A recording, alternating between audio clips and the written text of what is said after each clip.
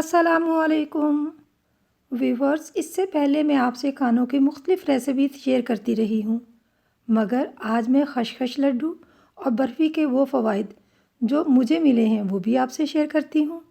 پرسکون نیند کے علاوہ بال گرنا ختم، بلکہ نئے بال آنا شروع ہو گئے، مسل کی کمزوری اور اسٹفنس میں بہتری، چہرے کی اسکن گلو کرنا شروع ہو گئی، تو پھر کیوں نہ چسکے کا چسکا اور بہتر صحت کے لیے آپ بھی ان ریسیپیز کو ضرور فالو کریں۔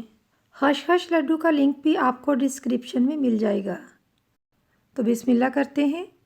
خشخش برفی بنانے کے لیے 150 گرام خشخش، 300 ml دودھ یعنی ایک بڑا کپ۔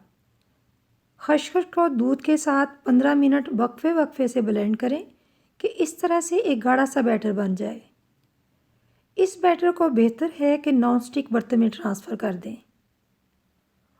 اور 75 گرام یعنی کپ کے 3 حصے سوجی بھی اس میں شامل کر دیں۔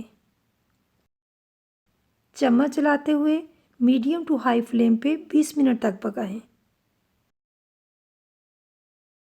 یہاں تک کہ یہ کھویا نما بیٹر برتن سے الگ ہونا شروع ہو جائے۔ سوجی کے کھویا میں پکنے کی یہ بہت بڑی پہچان ہے۔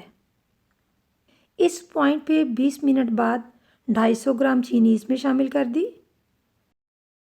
مکس کرنے کے بعد مزید 5 منٹ اور پکائیں، یعنی چینی ڈالنے کے بعد یہ بیٹر کچھ لیکوڈ فارم میں ہونا شروع ہوا تو اس موئسچر کو ختم کرنے کے لیے مزید 5 منٹ پکانا اس کا ضروری ہے۔ 15 سبز الائچی، 100 گرام کاجو گرائنڈ کر کے چھلنی سے چھان لیں کہ یہ پاؤڈر فارم میں آ جائے۔ 100 گرام بادام ابلتے پانی میں ڈال کر اوپر سے 5 منٹ کے لیے ڈھانپ دیں اور نیچے فلیم آف ہو جانا چاہیے۔ 5 منٹ کے بعد چھلکے آسانی سے ریموو ہو جائیں گے۔ پھر کوئی 6-7 گھنٹے کسی کھلی سطح پہ خشک ہونے دیں۔ خشک کیے ہوئے بادام گرائنڈر میں گرائنڈ کریں، چاروں مغز کو بھی بادام کے ساتھ گرائنڈ کر لیں۔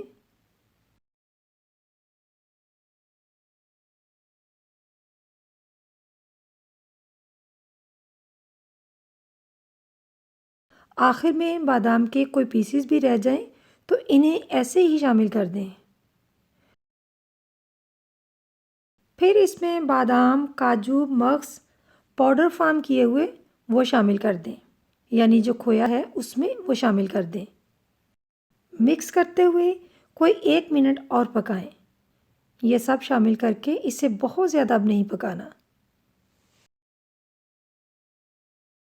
یہ بیٹر ایک بڑے بال کی صورت میں اکٹھا ہو جائے تو گہری ٹرے کو گریس کر کے بٹر پیپر اس میں لگا دیں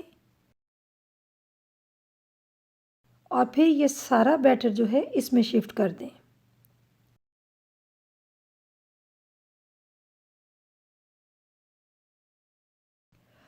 جب نارمل ٹمپریچر پہ یہ آ جائے تو اس کی کٹنگ کریں۔ کامنٹ باکس میں آپ ضرور بتائیے کہ آپ کو خشخش برفی پسند آئی یا خشخش لڈو۔ ملوں گی پھر ایک اور نئی ریسیپی لیے، تب تک کے لیے اللہ حافظ۔